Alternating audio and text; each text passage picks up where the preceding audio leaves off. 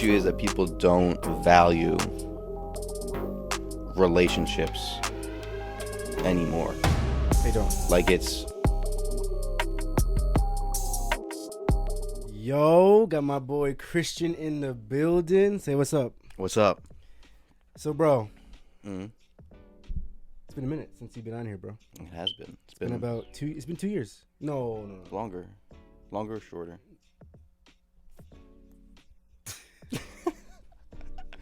Pause. Now I'm playing. So, yeah, man. I mean, I feel like a lot. I mean, you've definitely grown, like, bigger. Yeah, I've gotten bigger. Yeah. So that's since a year and a half ago, or 2 years ago. Got much better at lifting. Got much better at my job. Explain that. Like, what does that mean? Like, do you think there's... Because people think it's just, oh, you just go lift weights and you do what you can and you just get stronger. But there's an actual, like, craft and a pride that goes into, like, even just form. Like, even I'm not at your level, obviously, but, like, I take pride in being able to have good form. Like, I don't like not having good form in anything I do. So, like, explain what it means to, like, get better at lifting besides just getting stronger. Yeah, I mean, so what I do specifically is more than just, like, a bodybuilding type of thing. Like, obviously you can compete in bodybuilding. There's a lot of things you can compete in. What I compete in specifically is Olympic weightlifting. So you do the snatch, which is one lift, and you do the clean and jerk, which is the other lift. They call it Olympic weightlifting because it's in the Olympics. That's specifically what I do in very simple terms. Yeah. And then train all these hours and all these days, weeks, months, years to try to get better at that.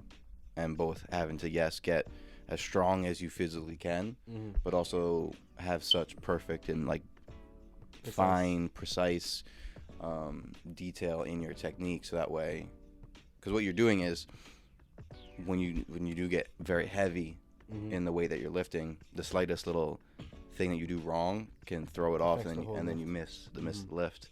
There was a weightlifter by the name of Donnie Schenkel. Donnie, shout out to Donnie Schenkel. Where's this person from? I don't know. But the name sounds. He's a classic, one of the OG weightlifters. He was out of California, and he was like one of the best weightlifters for the USA. And he said that, like, weightlifting is like, because it's not just deadlifting, it's not just squatting. He said that you need to be able to, what did he say? I feel like Jameis Winston now. I remember when my trainer said, what did he say? My trainer, he told me, he said, what did he say? He just told us to be prepared. Jameis. But he said basically it's like trying to knock out a rhino, but there's a thread, like you're holding a thread in your knuckles, and you have to punch the rhino hard enough to knock him out, but also thread the needle at the same time through an eyelet that's in front of the rhino. So you have to not only be strong and powerful, but also be precise in what you're doing. That's kind of like how he describes weightlifting. So that's really what the hours that you spend go into it, and where that progress comes is that you get stronger, but you also perfect that technique. And that is something that, my coaches from Griffin Strength Barbell. Shout him out. Griffin Strength Barbell. Where is that located? In Chester, New York. It's deep. It is. 69 Brookside Avenue. Come check us out. So do you have any, like, position in this specific team? No, I'm just an athlete there. I'm just a spokesperson for them. But they're great people. And what was I saying? One of the things that they, told me when I first joined them back in May was, we hammer home technique, because when you get tired and you get nervous and you get excited and stuff like that, you're gonna fall back on your technique, just like athletic training and jobs. Just like life. Like when you get nervous and you get stressed out, you fall back on how you trained. It's not just like you're in a certain situation and all of a sudden, like, you flip a different switch and now all of a sudden you're a different kind of person. Like how you practice is how you're gonna play. Yeah, for sure. So that's a big motto that they instilled in the training, and both just talking about it, and it's helped. It's been good.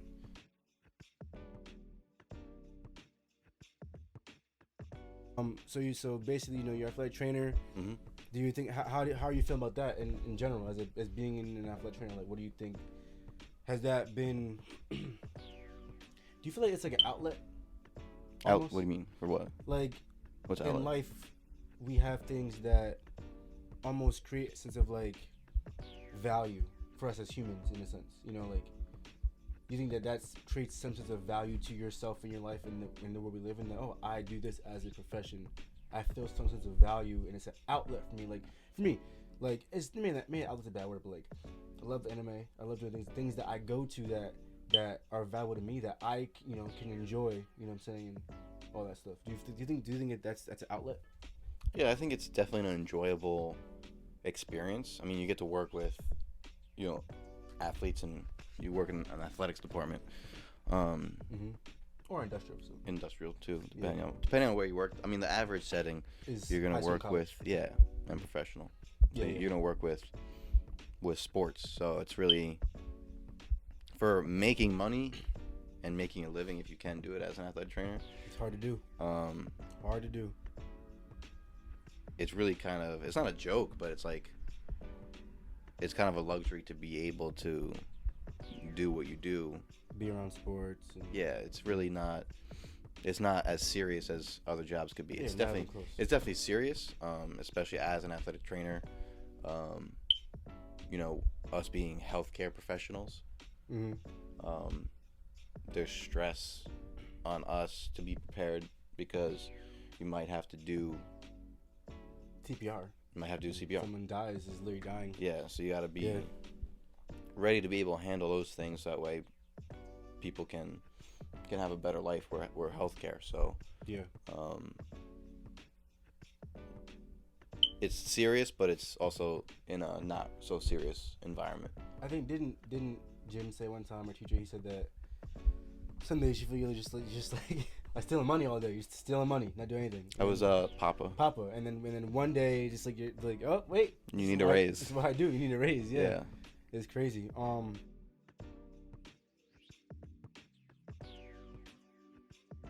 Like what things in your life that you want to leave in 2023? That that stuff cannot come with me till next year. You can't. If you have any. No, I got one. So what is it? I got at least one. You.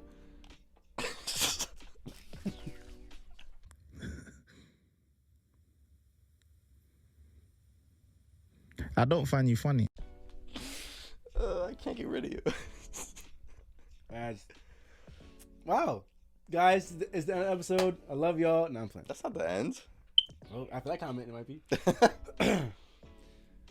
What's one thing you leave in 2023? I think recently I've picked up a little bit of a bad attitude. A little bit of a bad perspective. What is it? Explain what that means. I mean, I would say, at work. Okay. I still work there, so I'm not gonna go into detail with it, but yeah. Things happen that I would wish had happened differently, I guess. Mm-hmm. Had a different expectation. Yeah. And I probably didn't react the way that I should have reacted to it. Mm-hmm. Probably overreacted. I could just say that, overreacted. I wouldn't say you did, but I get it. Are we talking about the same thing? Yeah, I think so. About the whole. Yeah. Yeah, the whole. Yeah. Yeah, I wouldn't say you overreacted. There's probably that and a couple of other things that didn't. Maybe the reaction is fair, but I would have liked to. Maybe you might think the reaction is fair. I would like if I could go back and tell myself to react differently, I would tell myself react differently. Like, yeah. Calm down and relax. Mm-hmm. Just got very irritated from it, and I think if I could do it again, I'd be a little bit calmer about it, mm-hmm. be a little bit more logical about it, and take it step by step rather than reacting first, which is kind of what I did. Yeah. But I mean, it was definitely I'm not gonna say stressful. but it was irritating. Yeah, for sure. That's a good word, yeah. So Yeah. that's something that has been kind of coming up in the last few months. I've noticed that kind of irritability, so I'd like to leave that behind. Yeah. And go back to being calm again. Okay. So, what things? What are your vices? Like, what things help you stay calm? I don't know what that means. You don't know what the word vices means? Like a when vice, when someone has a thing that like it's something that you like use. I don't know, like a hobby or like something that Oh. like what do you do that helps you? I guess besides lifting, what do you do that helps you? Calm down or be less irritable or whatever it may be. I mean, I guess pray. I probably should pray more. Okay. That's for sure. Haven't read the Bible. Haven't read the Bible in a little bit. Okay. Should probably do that. Should probably do that. Should probably do that. It's been a minute for that. Yeah. I'd say that's a good start. Oh man. Okay. Yeah. I'd say that's a good start. And then like lifting, of course, is an outlet. I'd say. Yeah, for sure. Yeah. It's winter now, but I do like to fish a lot with my boy Jack. Fish. Gotta tag Jack now. Yeah, I gotta tag him. Tag him up. Yeah, Just I think the first you gotta start kind of let go, pray a little bit more, and just kind of settle down and let the big man take care of things. And because really, if you put a little bit more trust into him, yeah, you probably wouldn't freak out a little bit. Yeah, and honestly, it takes a little bit. It doesn't take. People think it takes like this whole like whopping amounts of faith. The Bible says faith the size of a mustard seed. It's small. And that changes a lot of things. And I agree. I mean, all God is asking us to do is just give me a little bit. Give me a little bit of faith, of your faith, and that's gonna go a long way. I agree, man. I feel like for me, with the whole like reading the word thing more, I've slacked off a little bit. I still read it every day. I read like the Bible app stuff, like small things. I've gotten a little lazy. But I feel like God's really been like, yo. Like that's cool. That's like a snack. Those are snacks, Yeah. But I feel like God's calling me again to really dive deeper into like the word. Like, get out the book. Like get out the book, and it feels more. What's the word? It feels more intentional too with the book. Like get out the book. Get out the book. Sit at your desk and read the Bible. Now again, the apps are amazing. I've grown so much from the apps and from the Bible app and all the plans. I think it's great. I do it every day. It's amazing. It's grown me so much this past year.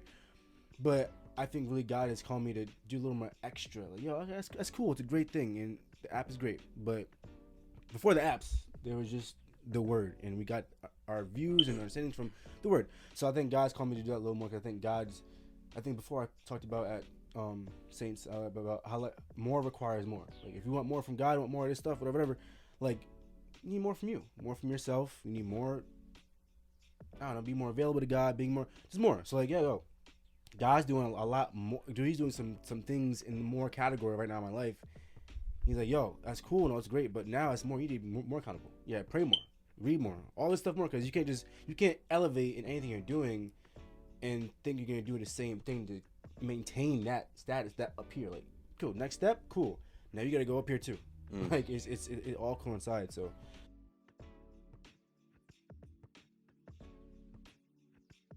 So what are you looking most forward to next year, 2024? Like what are some like any goals you have, any things you have in your mind that you're feeling about the new year, all that stuff? So I think the goals. I got a few goals to be honest. I mean, number one is to kind of advance myself. I'd say at work. You just started a new job. You got kind of a better spot. My place is. I have a different view on it. Not in a bad way. I think it's better.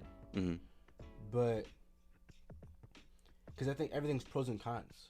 So it's better in other ways than it is in other ways. But I mean, there's some things coming down the pipeline from the place that I'm at. That'll hopefully be much better in the future. Yeah. I think as far as like financially, I think it'll be a lot a lot more cushion.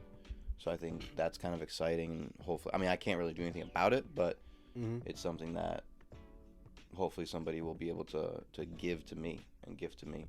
So hopefully that would be something that's good that comes, our way, and really advance, put the position of athletic training and make it a nice position to have. So hopefully that, keep our fingers crossed for that. I'm doing online coaching, so if anybody's interested, see the link or whatever you do. Link in the description, baby. Link in the description. Doing online coaching. So, depending on various goals, strength training, Olympic weightlifting, powerlifting, whatever it may be, sports performance. Got a couple clients already, so looking to expand and get, at least 3 or 4 or 5 maybe. Yeah. We'll see. As a way of like, not easy income. I say easy because I enjoy it so much. Yeah. So it's easy for me to just do it and help people. So if I can do that and make some more income, that'd be cool. Yeah. Help expand myself.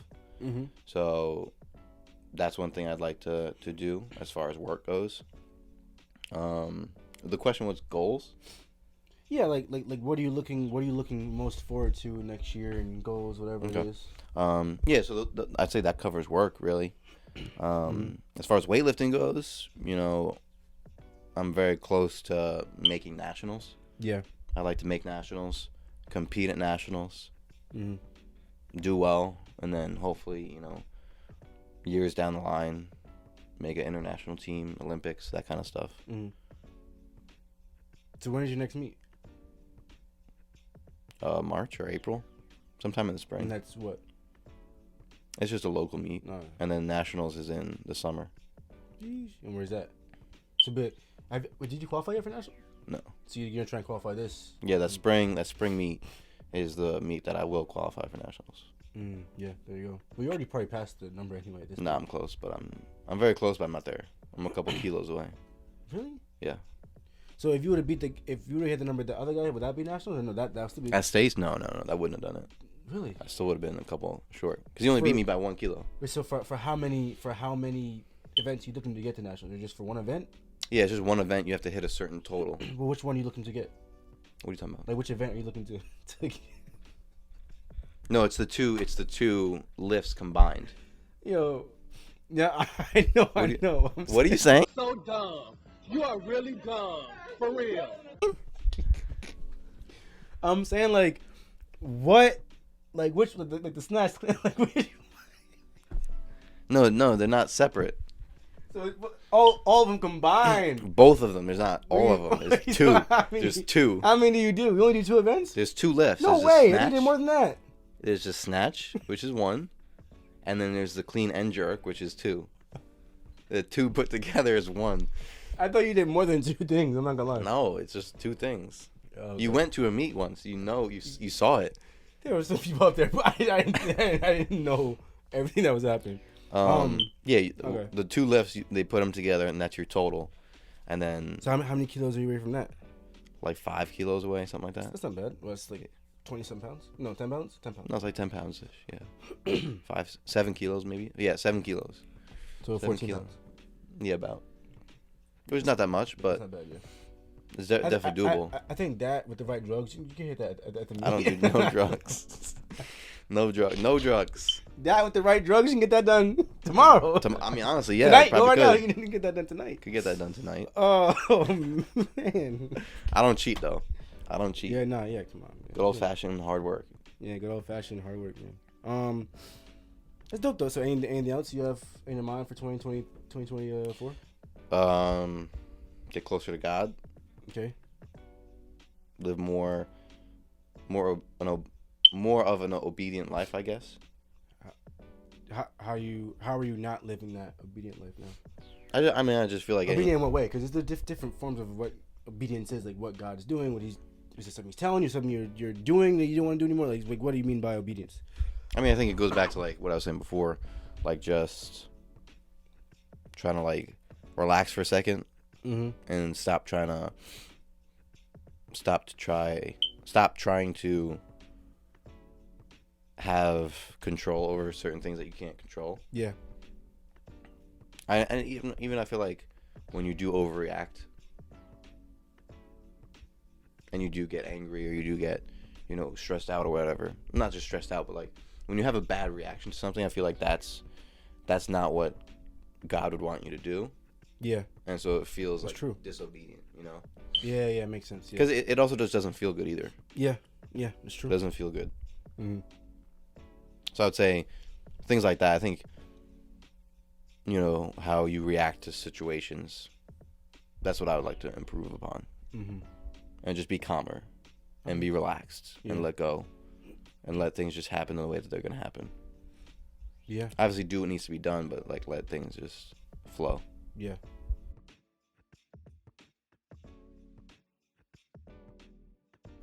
What do you think are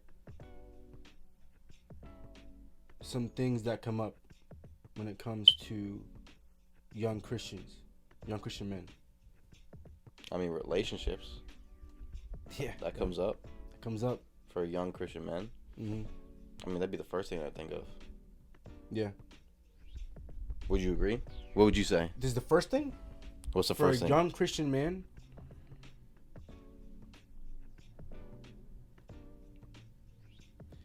Is our relationships the first thing I think of when it comes to... Yes. And probably for us, yeah. I don't think every Christian man, that's the thing. I don't think every Christian young man who's 26 or 25 thinks about relationships. I don't think so. No, that's not a bad thing. I just don't think that's the case. Young Christian man. Are we even young anymore? Yeah, we're young, but You're almost 30. I'm 20. It's 4 years away. It's crazy though. I'm 26. It's wild. I think I'd say sex is not relation. I don't think relationships is the first thing that comes. I think because that's also because some people don't care about having a girlfriend or boyfriend. Okay. I think sexual desire is the main thing that comes Sure. to Christian man's Sure. life. Well, things that come up, I think that's the main thing. I'm trying to incorporate my my shameless plug title into my episodes now. Like, what are Your some shameless plug title? what are some things that come up? Like, that's my title of the podcast, but I never talk about things that come up with anything ever. I do, but like, it's not directly. So I'm trying to implement. Like, what are some things that come up in this thing? And this, what are some things that come up? This is gonna be more than one, but like, what? What? Keep going. What are some things that come up in a young Christian man's life? So to me, I think the first thing is sex. I think. Maybe I'm wrong. Maybe I'm not. I mean, just any man's. Yeah, but we're young Christian men. I think it's probably a little more fervent when you're a little younger.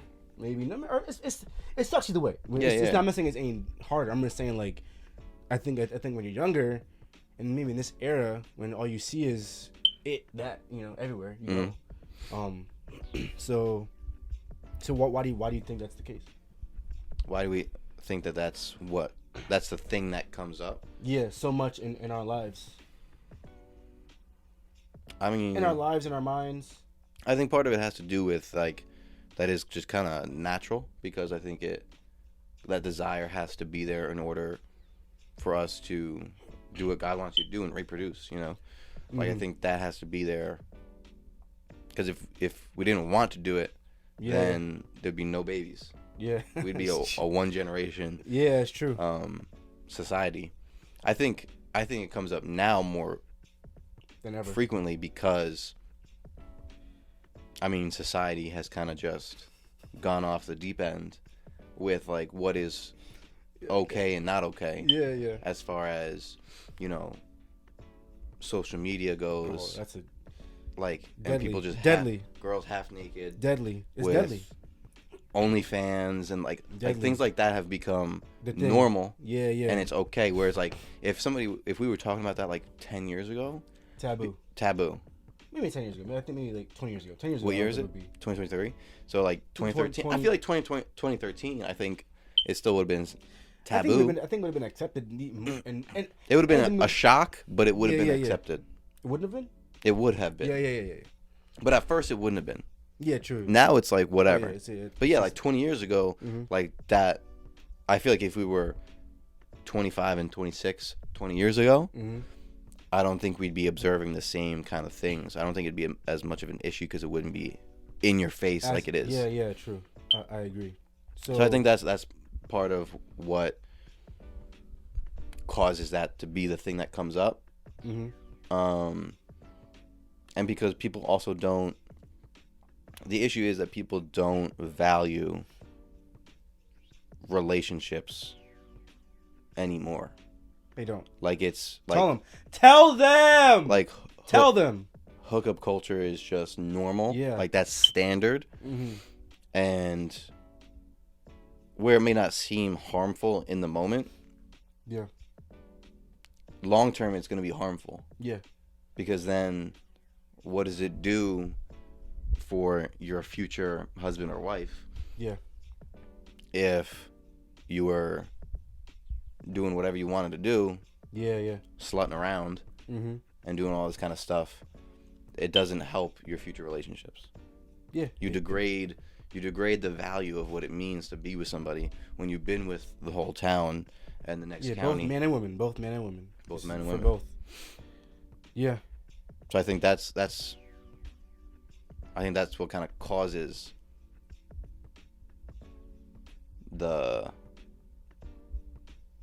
fervency or whatever. I don't know what you would say, but like, because it's publicized, it's famous. Like, sex is now like it's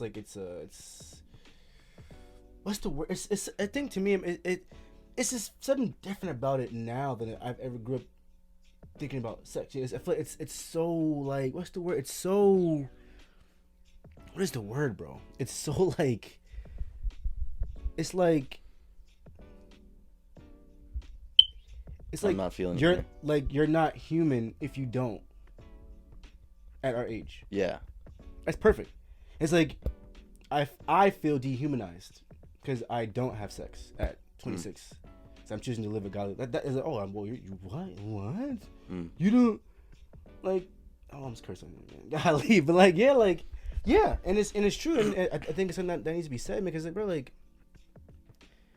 at the end of the day, bro, like, it's about what are your real goals? That's the real question.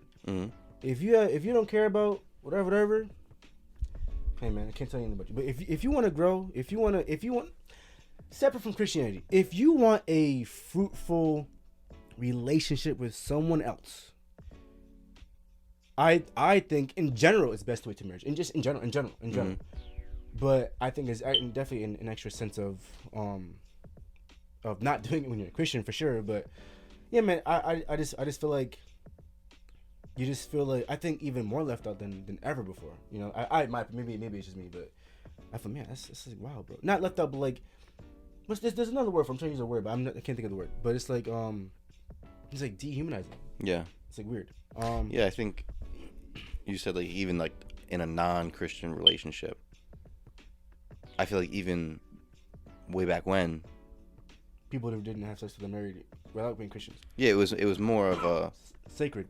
It was, yeah. Because it is. Sex is legit, like, it's beyond sacred. It's like, it's, you know. Now you can look up, like, these other podcasts, and people are talking about, like, you know, body counts with like 50, 60, hundreds of people. And it's like, it's normalized. It's not sacred. It's not sacred. Even if you're not a Christian, why do you want that? Yeah. Like, why? I wouldn't want that. That's nasty. Yeah. So, I agree. And even if you're not, like, even if you're not Christian, the chance of you accidentally having a baby or catching some disease, super high. So all these things that could change your life. Yeah. Why would you want that? Yeah, it's true. I think people question God and his, rules and regulations and different things, and that, you know, that he deems as, you know, not needed until a certain time. And we, why God? Well, because our bodies want that, and we desire that. But there's a reason why he's not just trying to be a jerk to you by saying no. He's not saying no. He's saying no. He's saying not yet. Like, yo, like, okay, like I get it. You want to have that. I gave this to you first, but I gave this feeling to you, this desire for you for the physical attraction. That I gave that for in parameters. Out of the parameters, it is destructive, like bad. People don't see that though. Until they see it, they don't see it. You know, guys, thank you so much for coming on to this episode, man. Episode, I think it's 40, but you'll know in the intro when I do it. But I love y'all. Thank you for your comments, the likes, the shares, the DMs that I do get. Thank you. People who know who you are. And I'll see y'all next time. Thanks to my boy Christian for coming by, man.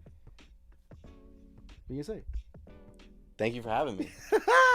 This was a blast. I'm ready. I'm ready for another one. Yeah, you know, I'm we down. should get some group stuff. You know, maybe get Jack back here. Yeah, we should. Do a little 3-person podcast and little threesome. All right, love y'all. And if anybody wants online coaching or anything like that, just yo, that reach too. out. You know. And also, if you want to be a guest on the pod, text me. Yeah, love y'all. See y'all next time. So awkward. Peace.